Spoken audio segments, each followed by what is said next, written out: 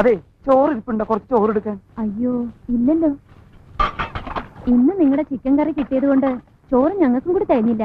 ആണോ? അപ്പൊ കഞ്ഞിവെള്ളം ഉണ്ടാവൂലോ, അതായാലും മതി. അതും ഇല്ലല്ലോ, പശുവിന്റെ പാത്രത്തിൽ ഒഴിച്ചു പോയി. ഓ, അതിപ്പോ പശു കുടിച്ചിട്ടുണ്ടാവോ? പിന്നെ ഒഴിക്കേണ്ട താമസം, അപ്പൊ തന്നെ അത് കുടിച്ചു കാണും. എന്താ?